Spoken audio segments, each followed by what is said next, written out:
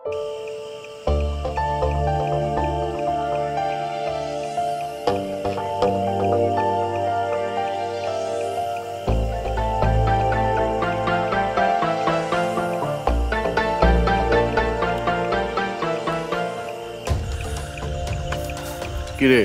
খোঁজ পেলি? হ্যাঁ, জায়গাটার ডেসক্রিপশন একটা ধাঁধার মধ্যে দিয়ে গেছেন কেদারবাবু। ওহ, শেষ বেলা তো ধাঁধা মানে বার করতে পারলি? এখনো পারিনি। পারবি পারবি, তুই পারবি, তোকে এমনি এমনি বাঁচিনি।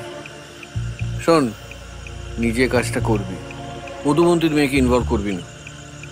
7 কিলোমিটার দূরে আমি একটা শোয়ে যাচ্ছি, তোর কাজ হয়ে গেলে তানপুরা নিয়ে সোজা আমার বাড়ি চলে আসবি। এই নাম্বারে কল করে নিবি, গাড়ি বন্দোবস্ত থাকবে। বাই।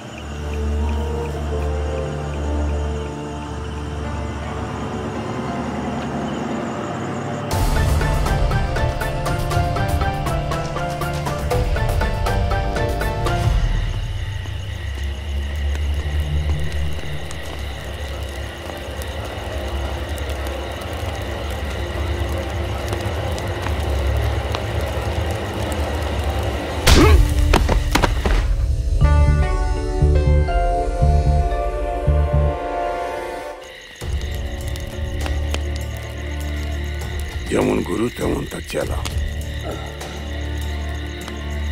একে আমার প্রথম থেকে সন্দেহ হয়, তালিম নিতে এসে তালিম না নিয়ে তানসেনের তানপুরার খোঁজ। এতদিন ধরে পিছু নিতে নিতে আজ এখানে এসে এখন জলের মতন সাফ। Why did you do this, আলাপ? কেন করলি এটা? তুই এখনো চুপ করে আছিস?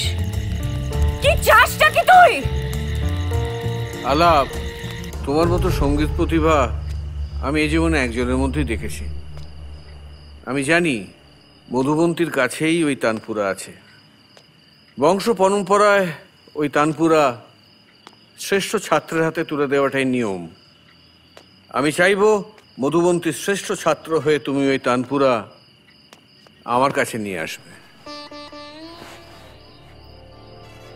কিন্তু স্যার, আমি শ্রুতিকে না জানিয়ে। তুমি বড় হয়েছো, বাবার দেখাশোনা তো তোমাকেই করতে হবে।